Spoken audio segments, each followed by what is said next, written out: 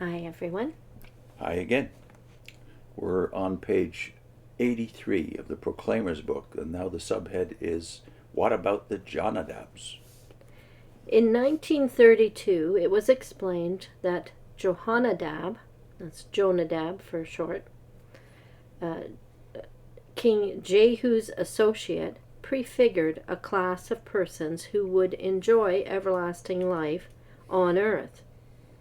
The JONADABs, as they came to be known, counted it a privilege to be associated with Jehovah's anointed servants and to have some share with them in advertising the kingdom. But at that time there was no special effort to gather and organize these individuals with an earthly hope. However, real encouragement was given to the JONADABs in the Watchtower of August 15, 1934. The article entitled His Kindness stated, "Should a Jonadab consecrate himself to the Lord and be baptized?" Answer: most assuredly it is proper for a Jonadab to consecrate himself to do the will of God.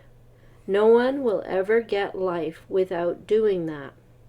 Water immersion is merely a symbol of having made a consecration, or as we would now say, dedication, to do God's will, and that would not be out of order. The JONADABs were thrilled. Yet even greater joy was near for them. The following spring, several issues of the Watchtower, beginning with the April 1, 1935 issue, carried this announcement. Again, the Watchtower reminds its readers that a convention of Jehovah's Witnesses, and by the way, witnesses is here spelled small w, a convention of Jehovah's Witnesses and JONADABs will be held at Washington, D.C., beginning May 30th and ending June 3rd, 1935. The JONADABs eagerly awaited the convention. And then there's a footnote. At that time, the JONADABs were not considered to be Jehovah's Witnesses. They give the reference. However, a few years later, the Watchtower of July 1, 1942, stated, "These other sheep, JONADABs, become witnesses for him on the same wise that the faithful men before Christ's death, from John the Baptist all the way back to Abel, were never quitting witnesses for Jehovah." The great multitude foretold in Revelation 7, 9-17, was the subject of a talk Brother Rutherford delivered on the second afternoon of the convention. In that discourse he explained that the great multitude was made up of the modern-day JONADABs, and that these JONADABs had to show the same degree of faithfulness to Jehovah as the anointed. Well, the audience was excited. At the speaker's request, the JONADABs arose. There was at first a hush, recalled Mildred Cobb, who had been baptized in the summer of 1908. Then a gladsome cry, and the cheering was loud and long. This flash of Bible understanding had a profound effect upon the activity of Jehovah's Witnesses, and now Witnesses has a capital W.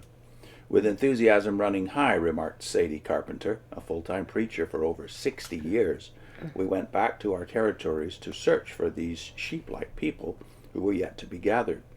Later, the Yearbook of Jehovah's Witnesses for 1936 reported, "This revelation stirred the brethren and stimulated them to renewed activities, and everywhere throughout the earth come the reports exhibiting joy in the fact that the remnant now have the privilege of carrying the message to the great multitude, and these, together, working to the honor of God's name."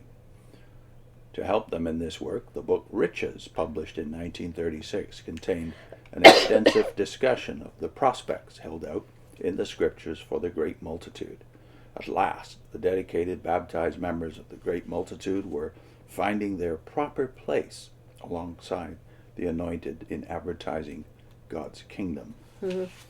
Proper place. Yeah. So what, of course, this revelation is another New Light doctrine of J.F. Rutherford.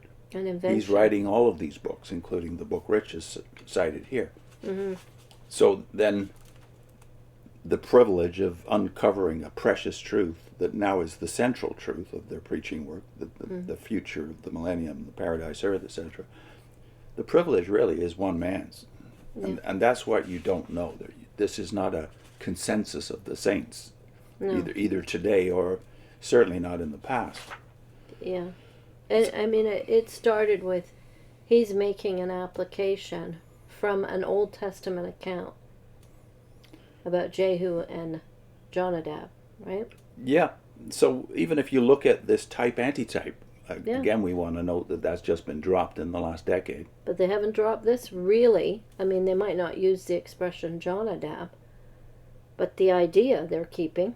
Yeah, even before they got their proof text from Revelation, and then later other sheep. Yeah. Even before they got the proof text, they had this type in place.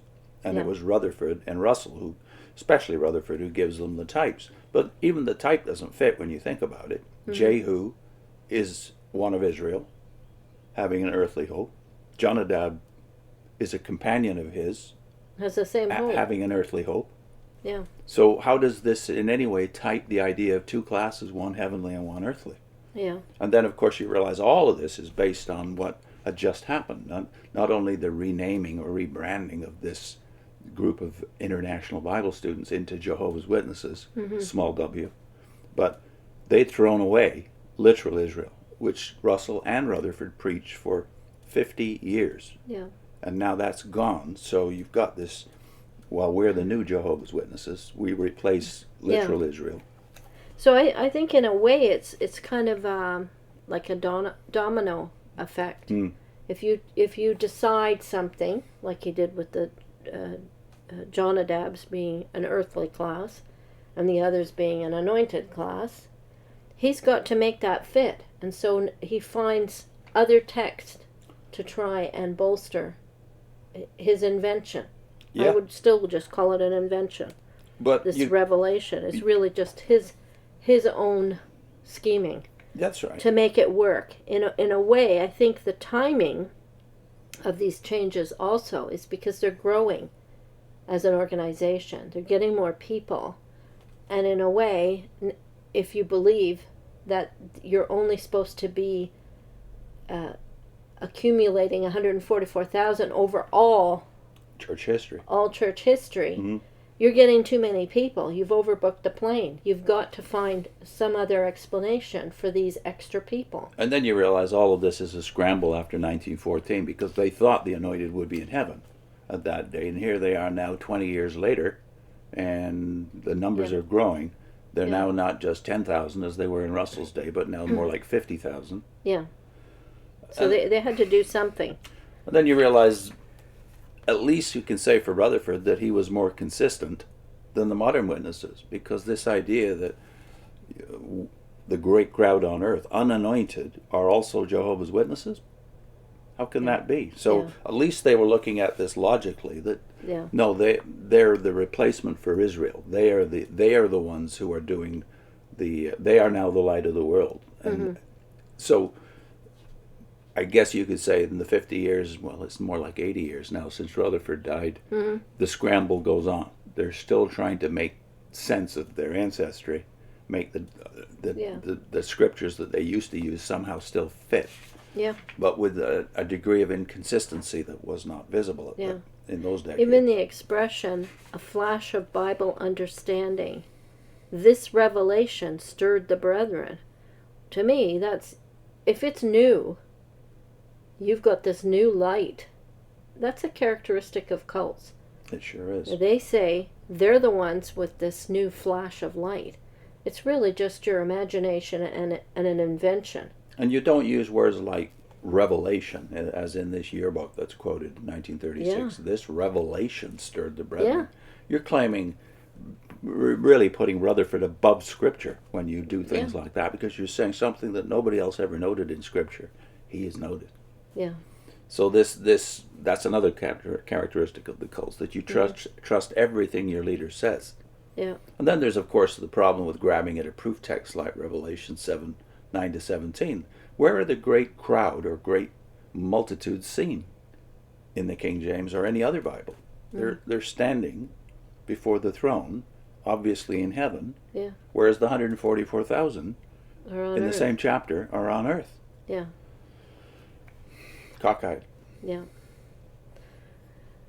We've got a link to Review the Record. This is one of 3 videos I think we did that's covering all of the speculations about dates from the beginning, because they've invited us, back when I was newly baptized, they invited all of us to review the records to see if God really had a prophet on earth. Yeah. And when they called themselves collectively a prophet, they're taking the same stance that Rutherford and Russell did. 100 years of their history. I remember that magazine.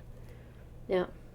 So Review the Record, it's one video, I think, but we're going to put the playlist in too, right? Which is the playlist, Have Jehovah's Witnesses Ever Been God's Organization? And when you look at those videos, also look in the description, because we list all these prophecies that they've made.